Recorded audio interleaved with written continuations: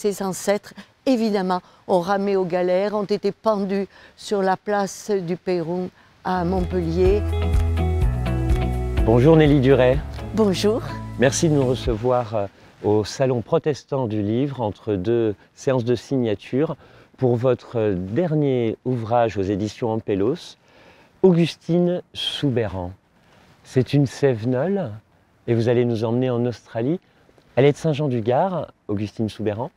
Elle est de Saint-Jean-du-Gard et ses ancêtres, évidemment, ont ramé aux galères, ont été pendus sur la place du Peyron à Montpellier. Elle a payé très cher, ils ont payé très cher, ses ancêtres, la persécution, mais elle en a conservé une fierté et elle disait, nous les Soubeyran, on ne pourra pas nous abattre d'un coup de faucille. Voilà. Elle est de la même famille que le mas Soubeyran? Ah ben les Soubeyran en Languedoc, cela signifie au-dessus, élevé. Alors ça peut être un mas dans la colline, ça peut être un notable qui socialement est au-dessus des autres. Et maintenant, vous avez obtenu qu'Augustine Soubeyran ait une place à Saint-Jean-du-Gard. Depuis le 22 septembre, le 17 septembre 2022, nous avons une place Augustine Soubeyran et nous en sommes très très fiers parce que c'est la première fois qu'une femme rentre dans l'espace public dans notre village de Saint-Jean-du-Gard. Augustine Soubeyran, le livre est édité aux éditions Ampélos par Éric Perrat, un éditeur de conviction qu'on salue, et il nous a habitués à présenter des personnages hors du commun. Alors, Augustine Soubeyran, qu'est-ce qu'elle a fait d'extraordinaire? Vous me l'avez un peu raconté, mais partagez-le nous. Alors, après avoir fait des études avec une pédagogie d'avant-garde à Lausanne, on retrouve Augustine Soubeyran à 20 ans qui prend le bateau parce que le passage est gratuit pour les femmes. Elle part pour l'Australie, un pays de bagnards, d'aborigènes bien entendu, d'autochtones, de bagnards et de chercheurs d'or depuis les années 1855.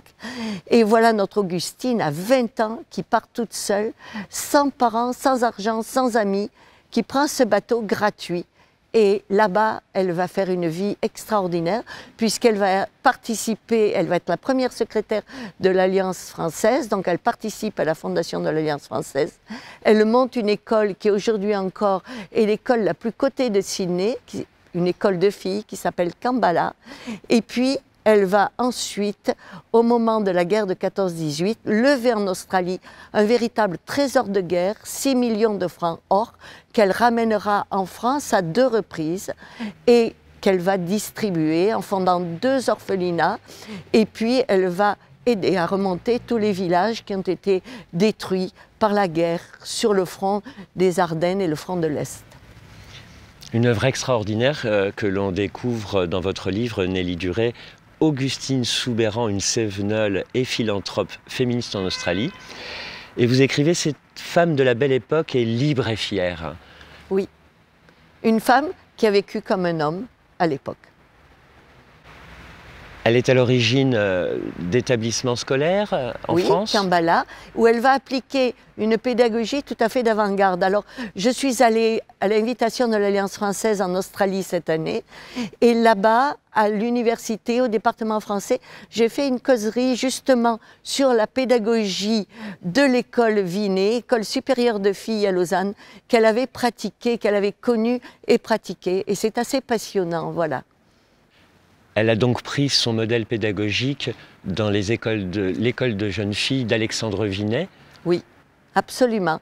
Où elle a trouvé des professeurs tout à fait extraordinaires et à l'avant-garde de la pédagogie. Et son école de Kambala a brillé par une pédagogie, quand vous pensez qu'il y avait, on est dans les années 1880-90, il y a des équipes de tennis, on fait de la natation et il y a une équipe de foot à partir des années 1908-1910. Dans cette école. Est-ce qu'elle était inspirée de la même foi qu'Alexandre Vinet, une foi du réveil? Elle avait une foi très profonde.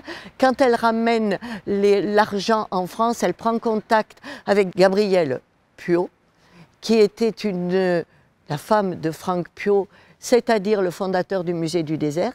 Et cette Gabrielle Piot est la présidente des colonies de vacances protestantes, donc des colonies d'avant-garde à l'avant-garde de la société, hein, du mouvement social, évidemment.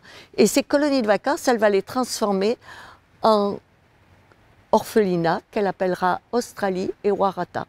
Merci Nelly Duret pour la présentation succincte d'Augustine Soubeyran.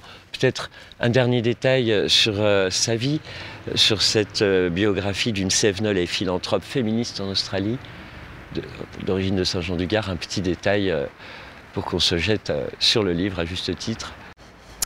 Moi, c'est une femme qui m'a passionnée. J'ai voulu absolument que le village que j'habite, Saint-Jean-du-Gard, lui rende hommage.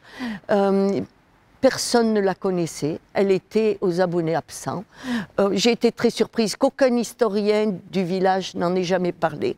Et je l'ai donc sortie de l'ombre en menaçant Monsieur Ruas, qui était le maire de l'époque, de m'enchaîner au monument aux morts et de me bâillonner et faire venir la presse si on n'appelait pas la place sur laquelle elle était née. On ne la nommait pas Augustine Soubeyran et je crois que le maire a eu très peur de cette action de guerre. Et alors il a dit, on va quand même féminiser notre espace public. Merci, Monsieur Ruas, pour cette bonne idée. Merci Nelly Duret. Merci Éric Perrard des éditions Ampelos pour cette magnifique biographie. Bonne suite du Salon du Livre Protestant. Merci à vous. Merci pour votre réception.